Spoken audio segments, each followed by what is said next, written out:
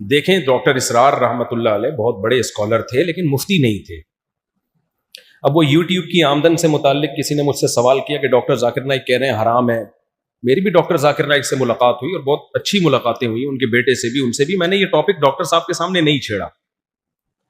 وجہ اس کی ہے کہ وہ مفتی نہیں ہے, وہ خود بیانات میں کہہ چکے ہیں. تو جب مفتی نہیں ہے تو میں ان سے اس مسئلے پہ بحث کیوں کروں؟ میں بحث کروں گا, وہ بے شک قائل بھی ہو گئے کہ یوٹیوب کی آمدن جائز ہے یا اپنی رائے پہ رہے, تو اس کا نقصان یہ ہوگا کہ جو کام وہ کر رہے ہیں نا اس سے ان کی طبیعت ہٹے گی. ہم چاہتے ہیں کہ جس کام میں وہ مشغول ہیں تقابل ادیان, ان کو اسی کام کا رہنے دیا جائے, ان کو دوسری بحثوں میں نہ الجھایا جائے. میں جب چاہوں ڈاکٹر ذاکر نائک سے مل کے بہت سارے مسائل پہ ڈسکشن کر سکتا ہوں, مگر جان کر ہم نہیں کرتے. اور انشاءاللہ ان سے ہمارے اچھے تعلقات ہیں, وہ جب میں چاہوں گا مجھے ٹائم بھی دیں گے فل, لیکن میں ان کے ٹائم کو ویسٹ نہیں کرنا چاہتا مسائل میں. یار جو کام وہ کر رہے ہیں, مجھے لوگ کہتے ہیں آپ ان سے اس مسئلے پہ بحث کرو. میں نے کہا میں کیوں ان کو الجھاؤں دوسرے مسائل میں؟ یار جو کام وہ کر رہے ہیں وہ ان کا ٹاپک ہے نا.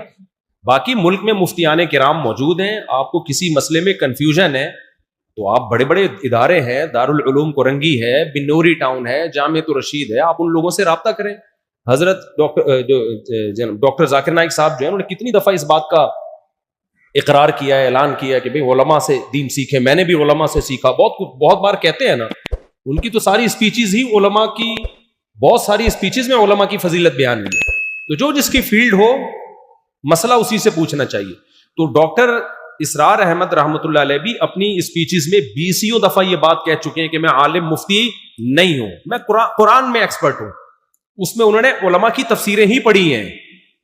تو جو جس کی فیلڈ ہو اس سے وہ چیز سیکھیں. آگے انہوں نے کہہ دیا کہ یہ دعائے قنوت ثابت نہیں ہے یا وہ والی ثابت ہے, یہ ان کی ذاتی رائے ہے. انہوں نے اسلامک بینکنگ کو بھی کہہ دیا کہ وہ حرام ہے, یہ ان کی ذاتی رائے ہے. اصل میں اسلامک بینکنگ میں آپ مفتی تقی صاحب کو فالو کریں گے. جامعۃ الرشید نے بھی اس پہ بہت تحقیق کی ہے. ہمارا تو اسلامک بینک سے کوئی لینا, 1 روپیہ بھی نہیں ملتا. تو میں اگر اسلامک بینک کو جائز کہہ رہا ہوں تو بھائی تحقیق کے بعد کہہ رہا ہوں, میرا تو اس میں کوئی 2 ٹکے کا فائدہ نہیں ہے. بلکہ میں جب اسلامک بینک میں, میزان بینک میں اکاؤنٹ کھولنے گیا تھا نا, ہم نے فتویٰ دیا کہ جائز ہے. جب میں اکاؤنٹ کھولنے گیا اس حلیے میں, تو انہوں نے کہا تو طالبان لگ رہا ہے, مجھے اکاؤنٹ ہی نہیں کھولا. انہوں نے, بہت پرانی بات ہے, اکاؤنٹ ہی نہیں کھولا.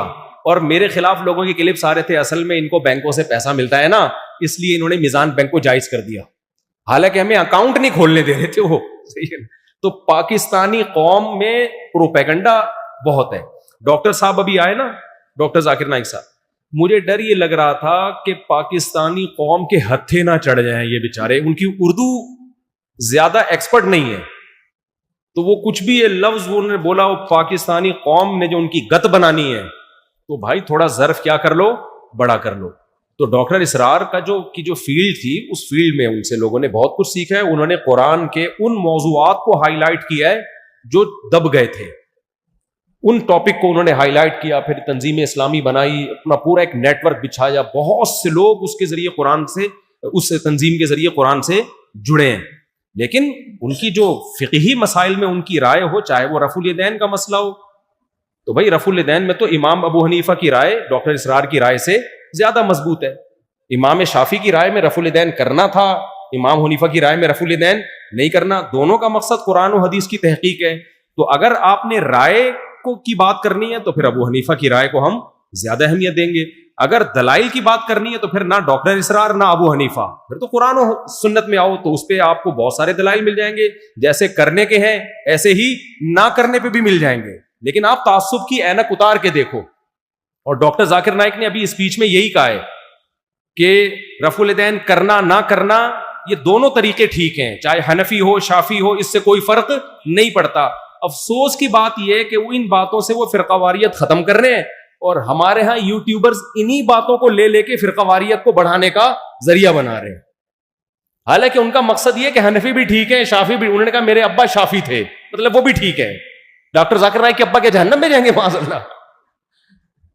ان کا مقصد ہی یہی ہے کہ بھائی سب ٹھیک ہیں, یہ فروعی اختلافات ہیں, ان میں سب ٹھیک ہیں. تو جو یہ کہتا ہے نا میں ٹھیک ہوں باقی سب غلط ہیں, رفع الیدین والا ٹھیک ہے نہ کرنے والا غلط, تو ڈاکٹر ذاکر نائک اس پہ رد کر رہے ہیں. اسی طرح جو کہتے ہیں نہ کرنے والا ٹھیک کرنے والا غلط, اس پہ رد کر رہے ہیں. لیکن ہمارے ہاں یوٹیوبرز انہی کے کلپ کو نکال کے اپنے فیور میں لے کے جا رہے ہیں. یہ پاکستانی قوم جو ہے یہ بہت ہی کچھ نیگیٹو سوچتی ہے. تو بھائی ان کی رائے میں کرنے والا بھی ٹھیک ہے, نہ کرنے والا بھی ٹھیک ہے. میں جب ڈاکٹر ذاکر نائک صاحب سے میری ملیشیا میں دوسری ملاقات ہوئی, انہوں نے کہا میں اتنا بیزار ہوں نا, یہ میں نے کہتے ہیں نماز کا طریقہ ٹی وی میں سکھانا شروع کر دیا.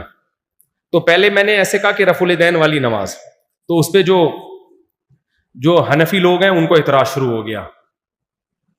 پھر میں نے بغیر رفع الیدین والی شروع کر دی, تو جو رفع الیدین والے ہیں ان کو اعتراض شروع ہو گیا, کہہ رہے میں نے نماز کا طریقہ سکھانا چھوڑ دیا, یہ سکھاؤں گا تو یہ ہوگا. بھائی تو ان کا مقصد یہ ہے کہ یہ بڑے مسائل نہیں ہیں, ان میں سب کچھ ٹھیک ہے, مارکیٹ میں سب. یہ تو صحابہ میں اختلاف تھا, کچھ رفع الیدین کرتے تھے کچھ نہیں کرتے تھے, تو اس سے آگے نکلنے کی ہمیں ضرورت ہے. تو یہ جو ڈاکٹر اسرار رحمۃ اللہ علیہ کی آپ نے بات کی ہے نا, یہ والی دعائے قنوت نہیں ہے, یہ ان کی ذاتی رائے ہے. دونوں دعائے قنوت حدیث سے ثابت ہیں. یہ جو میں خطبے میں پڑھتا ہوں اللہم اہدنا فیمن ہدیت, یہ بھی ثابت ہے, کوئی یہ پڑھ لے تو بھی کوئی حرج نہیں ہے.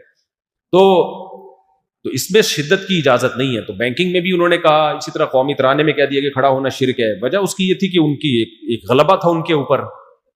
بعض دفعہ انسان پہ کسی چیز کا غلبہ ہوتا ہے, جیسے امام مالک رحمہ اللہ تعالی کے دل میں مدینہ کی بہت زیادہ محبت تھی, تو ان کی رائے میں مدینہ مکہ سے بھی افضل تھا. حالانکہ دلائل کی دنیا میں دیکھا جائے تو مکہ کی فضیلت مدینہ سے زیادہ ہے. حرم مکی میں 1,00,000 نمازوں کا ثواب اور مسجد نبی میں 1,000 نمازوں کا ثواب. لیکن امام مالک کے دل میں نبی کی محبت اتنی زیادہ تھی کہ انہوں نے ان کی رائے میں, تو اب ہم یہ کہیں گے ان کی ذاتی رائے ہے جس کے پیچھے کوئی بری غرض نہیں ہے, کام نبی کی محبت میں ہی ہو رہا ہے نا. تو لیکن جو جمہور کی رائے تھی وہ فالو ہم اسی رائے کو کریں گے.